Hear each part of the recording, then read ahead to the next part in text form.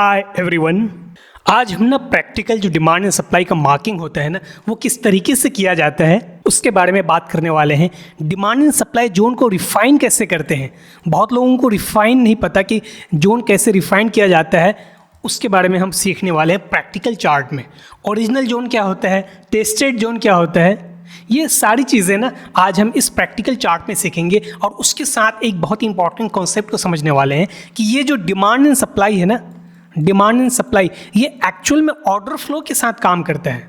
अगर आपको order flow chart का पता नहीं है तो आप कितनों भी डिमांड मार्क कर लो, कितनों भी सप्लाई मार्क कर लो, ये मैटर नहीं करता है। और ऑर्डर फ्लो किससे आता है? ऑर्डर फ्लो स्ट्रक्चर से आता है। ठीक है, तो ये सारी चीज़ें आज हम बहुत ही सिंपलेस्ट वर्ड्स में सीखने वाले हैं। सो फर्स्ट टाइम आए हो तो सब्सक्राइब कर लेना। मैंने ऑलरेडी बहुत क्वालिटी वाले लेक्चर्स जो प्रैक्टिकल प्राइस एक्शन के बेसिस पे है वो अपलोड करके रखे हैं। अगर आपने नहीं देखी है तो देख लीजिएगा। ठीक है, सो लेट्स स्टार्ट। मैं इस चार्ट में आपको प्रैक्टिकल डिमांड एंड सप्लाई की मार्किंग समझाने से पहले मैं आपको एक जस्ट ऑर्डर फ्लो का थ्योरी समझाता हूँ। ऑर्डर फ्लो मीन्स व्हाट, क्योंकि ऑर्डर फ्लो के according he demand and supply mark किया जाता है। अगर आप ऑर्डर फ्लो को नहीं समझ पा रहे हो तो आप गलत मार्किंग कर दोगे। ऑर्डर फ्लो होता क्या है, वो स्ट्रक्चर से रिलेटेड है। अगर आपका स्ट्रक्चर इस तरीके से पॉजिटिव है या ट्रेंड का स्ट्रक्चर है ना, तो ये आपके प्राइस का ऑर्डर क्या है, अप है। प्राइस किस तरह फ्लो कर रहा है, अपसाइड की तरफ फ्लो कर रहा है। तो ये जो इसका स्ट्रक्चर जो अप ट्रेंड में है, इस अप ट्रेंड में अगर आप डिमांड मार्क करोगे, हर एक लेग में अगर आप डिमांड मार्क करोगे तो ये डिमांड एक्चुअल में काम करेंगे। बट कंडीशंस क्या है, ये डिमांड ओरिजिनल होना चाहिए, ये डिमांड अनटेस्टेड होना चाहिए। ये सारी चीज़ें अभी हम बात करेंगे प्रैक्टिकल चार्ट में। तो ये उसकी कुछ कंडीशंस हैं। अप ट्रेंड के केस में अगर आप डिमांड को मार्क करते हो तो ये डिमांड आपके एंट्री पॉइंट्स भी बनते हैं, आपके पीवाइज भी बनते हैं। लेकिन इसी केस में अगर आप सप्लाई मार्क करने लग जाओगे, अगर आपको ऑर्डर फ्लो नहीं पता, ये ऑर्डर फ्लो एक्चुअल में है क्या, ये ऑर्डर फ्लो स्ट्रक्चर के साथ लिंक है।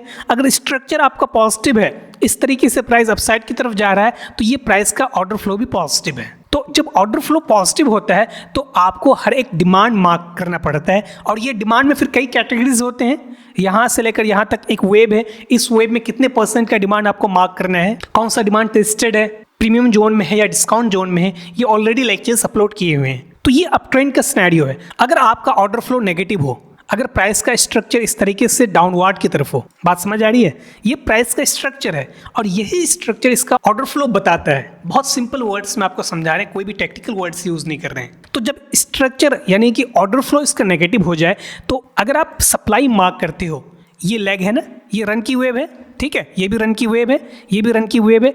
इस रन की वेव में अगर आप सप्लाई मार्क करते हो तो ये सप्लाई काम करेंगे। लेकिन सप्लाई के साथ कंडीशंस क्या होनी चाहिए, वही जोन ओरिजिनल होना चाहिए, टेस्टेड नहीं होना चाहिए, रिफाइंड होना चाहिए। लेकिन अगर आपका ऑर्डर फ्लो नेगेटिव हो, आप अगर डिमांड मार्क करने लग जाओगे इस लेग में, अगर आप डिमांड मार्क करने लग जाओगे तो प्राइस तो इसको तोड़ देगा ना। इसलिए तोड़ देगा बिकॉज ऑर्डर फ्लो क्या है, नेगेटिव है। ठीक है, मैं आपको एक चीज़ और समझाता हूँ। यहाँ देखो, इस तरीके से प्राइस गिरता है ना, ठीक है, स्ट्रक्चर ऐसे ही होता है, ये नेगेटिव ऑर्डर फ्लो है। तो ये जो पुलबैक है ना, इसमें तो डिमांड भी फॉर्म होंगे ना, इसमें डिमांड भी फॉर्म होंगे। तो अगर आप इस डिमांड को मार्क करोगे तो ये डिमांड किस काम का है, किसी काम का नहीं है ना, बिकॉज ऑर्डर फ्लो क्या है, नेगेटिव है। लेकिन वहीं पे ऑर्डर फ्लो पॉजिटिव होता तो ये डिमांड आपको ट्रेड दे जाता है और यही डिमांड पीवाइज का काम करता है, जिसको पॉइंट ऑफ इंटरेस्ट बोलते हैं। लेकिन अगर आपका ऑर्डर फ्लो नेगेटिव है तो ये सप्लाई जोन काम करेंगे, ये सप्लाई जोन काम करेंगे, ये सप्लाई से आपको इंक्रीज मिलेगी। अब ये सप्लाई जोन कौन सा मार्क करना है, बिकॉज यहाँ से लेकर यहाँ तक अगर मैं एक लेग की बात करूँ ना, इसको रन की वेव बोलते हैं।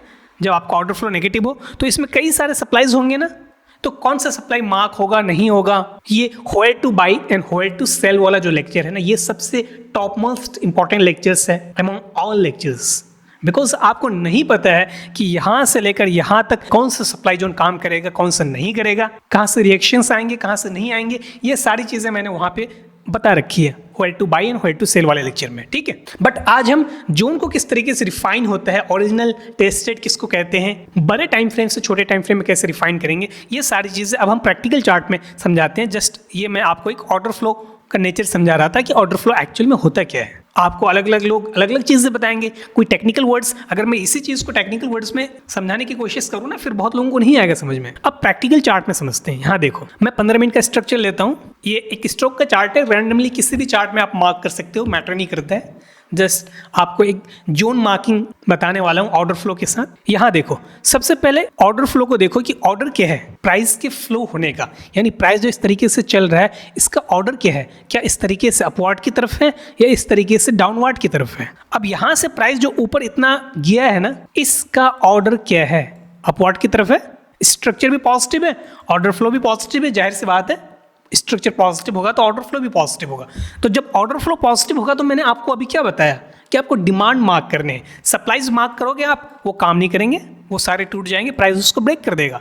ठीक है, यहाँ देखना, अब यहाँ से प्राइस इस तरीके से मूव कर रहा है ना, इस तरीके से प्राइस अपसाइड की तरफ मूव कर रहा है। अगर यहाँ से मैं देखूँ ना, ये भी मेरा एक डिमांड है, ये भी मेरा एक डिमांड है, ये भी मेरा एक डिमांड है।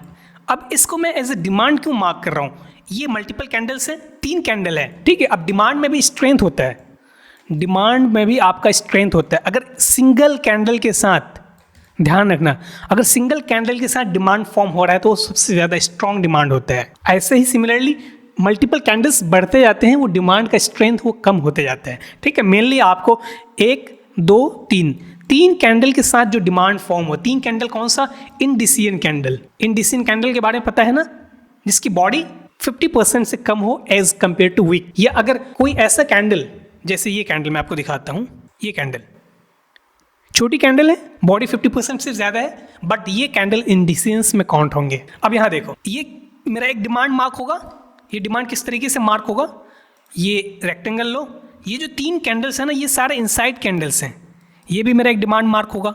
ठीक है, अब यहाँ देखो, ये कैंडल्स अपने आप में टेस्ट किया हुआ है। इस कैंडल को अगर आप देखोगे ना, ये छोटा सा जो एक कैंडल है ना, ये कैंडल भी मेरा एज ए डिमांड मार्क होगा। क्यों, क्योंकि ये ऑर्डर फ्लो पॉजिटिव है, ऑर्डर फ्लो पॉजिटिव है ना, तो ये डिमांड भी काम कर जाता है। ये जो छोटी सी कैंडल आपको दिख रही है ना, ये डिमांड भी काम कर जाता है, ये मल्टीपल कैंडल्स वाली डिमांड भी काम कर जाता है। अगर ऑर्डर फ्लो नेगेटिव हो, अगर ये जोन बहुत ज़्यादा भी स्ट्रांग हो ना, तो इसको भी तोड़ देगा। जैसे मैं आपको दिखाता हूँ, यहाँ देखो, ये मेरा एक सप्लाई जोन है। ठीक है, इस सप्लाई जोन को आप किस तरीके से मार्क करोगे, ये मेरा बढ़िया सप्लाई जोन है, बिकॉज ये सप्लाई फॉर्म करने के बाद प्राइस काफ़ी डीप आया है, सिग्नल कैंडल्स का फॉर्मेशन हुआ है, 2 सिग्नल कैंडल्स का फॉर्मेशन हुआ है, तो ये सप्लाई जोन स्ट्रॉन्ग है। तो जाहिर सी बात है, यहाँ से जब प्राइस ऊपर जाए, इस सप्लाई से प्राइस रिएक्ट करके प्राइस को नीचे गिरना चाहिए था ना, क्यों नहीं गिरा, बिकॉज ऑर्डर फ्लो पॉजिटिव है। ऑर्डर फ्लो जो पॉजिटिव होगा तो ये सारे सप्लाईज तोड़ के प्राइस ऊपर निकल जाएगा, लेकिन यहीं पे ऑर्डर फ्लो नेगेटिव होता है ना, तो ये सप्लाई आपका बेस्ट पीओआई बनता है। बात समझ आ रही है आपको, ऑर्डर फ्लो पॉजिटिव है तो ये जितने भी डिमांड्स हैं, ये भी आपका एक डिमांड है, ये भी आपका एक डिमांड है। अभी मैं ये चीज़ नहीं बता रहा कि कौन से डिमांड से प्राइस उठेगा, कौन से प्राइस से उठता है, ये मैंने where to buy and where to sell वाले लेक्चर में बता रखा है। मैं आपको जस्ट एक मार्किंग सिखा रहा हूँ किस तरीके से जोन मार्क होता है, और मैं ऑर्डर फ्लो के साथ आपको बता रहा हूँ। तो ये कई सारे मल्टीपल डिमांड्स हो गए, हमने मल्टीपल डिमांड्स मार्क किया, यहाँ भी, तो यहाँ से जब प्राइस आया ना, तो ये डिमांड मेरा काम कर रहा है। अगर ये प्राइस यहाँ से नीचे आता तो ये डिमांड भी मेरा काम करता, ये डिमांड भी मेरा काम करता है, ये भी काम करता है। क्यों, क्योंकि ऑर्डर फ्लो पॉजिटिव है। ये सप्लाई क्यों नहीं काम किया, अभी मैंने आपको बताया, क्योंकि ऑर्डर फ्लो पॉजिटिव है। अगर नेगेटिव होता तो ये सप्लाई भी काम करता। इस तरीके से प्राइस जो ऊपर जा रहा है ना, ये डिमांड यहाँ पे रिएक्ट हो रहा है, ये डिमांड यहाँ पे रिएक्ट हो रहा है, इस तरीके से हर एक डिमांड्स काम करते हैं। आप देखोगे तो ऐसे ही प्राइस ऊपर गया है, हर डिमांड काम करते हैं। इस डिमांड को अगर मैं मार्क करूँ यहाँ पे, तो ये डिमांड यहाँ पे काम किया है। यहाँ से जब प्राइस ऊपर जा रहा है तो इस तरीके से ऊपर गया है ना, ये जोन है डिमांड का, यहाँ से भी काम कर रहा है। हर एक डिमांड आपस में टेस्ट करता हुआ जा रहा है ना, यहाँ से देखना, ये डिमांड है, ये यहाँ पे टेस्ट हुआ है। इस तरीके से मैं आपको दिखाता हूँ। ये कई सारे मल्टीपल कैंडल्स हैं ना, ये भी इंडिसिन कैंडल्स हैं, तो ये 2-3 इंडिसिन कैंडल्स को मार्क किया जाता है। इस तरीके से इंडिसिन कैंडल्स मार्क होते हैं। ये यहाँ पे टेस्ट, ये भी मेरा इंडिसिन कैंडल्स हैं, ये भी मेरा डिमांड जोन है। यहाँ पे प्राइस आएगा तो रिएक्ट करेगा। ऑर्डर फ्लो मैटर करता है। अब यहाँ पे देखो, इस तरीके से प्राइस ऊपर गया ना, ये मेरा एक टर्निंग पॉइंट था। इस टर्निंग पॉइंट के नीचे जब कैंडल की क्लोजिंग हुई ना, तो अब ये नीचे का जो डिमांड्स हैं, ये डिमांड काम नहीं करेंगे। अब सप्लाई कंट्रोल में है, अब ये आपको सप्लाई कंट्रोल में आ चुका है, अब सप्लाई काम करेंगे। ये सप्लाई यहाँ से रिएक्ट होकर प्राइस गिर रहा है ना, क्योंकि ऑर्डर फ्लो मैटर करता है। अब जोन को रिफाइन किस तरीके से करोगे, जोन का रिफाइनमेंट बड़े टाइम फ्रेम से किया जाता है। मैं डेली में लेके चलता हूँ आपको, यहाँ देख, ये डेली टाइम फ्रेम है ना। अब डेली में कोई जोन मार्क करो, डेली टाइम फ्रेम में इसके नीचे कैंडल की क्लोजिंग हुई तो पुल बैक को कंफर्म करता है, ये पुल बैक आ रहा है। बट अब ये जो पुल बैक आ रहा है ना, ऑर्डर फ्लो शिफ्ट हुआ है ना, तो ये सप्लाई जोन में मार्क करता हूँ। यहाँ देखना, एक्चुअल में मार्किंग अब जो है ना, ये वीक टू वीक मार्क किया जाता है, तभी प्राइस उस लेवल तक पहुँचता है। ये बड़ा जोन है, डेली टाइम फ्रेम का। अब आपको नहीं पता है कि प्राइस यहाँ तक यहाँ तक जाएगा, यहाँ तक जाएगा या यहाँ तक जाएगा।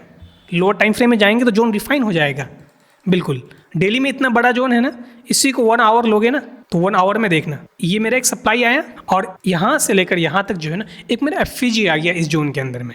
बट इससे लोअर टाइम फ्रेम में और जाएंगे तो चीज़ें और ज़्यादा रिफाइन होगी। ठीक है, 15 मिनट चलो वहाँ देखना। अब यहाँ देखो जोन रिफाइन कैसे होता है। ये मेरा एक सप्लाई था यहाँ से लेकर यहाँ तक, इस सप्लाई को इन कैंडल्स ने टेस्ट कर दिया तो ये सप्लाई मेरा किसी काम का नहीं है। अब इस बड़े से रेक्टेंगल के अंदर में ये मेरा एक सप्लाई जोन बचा। ठीक है, मैं अब इसको मार्क करके दिखाता हूँ आपको।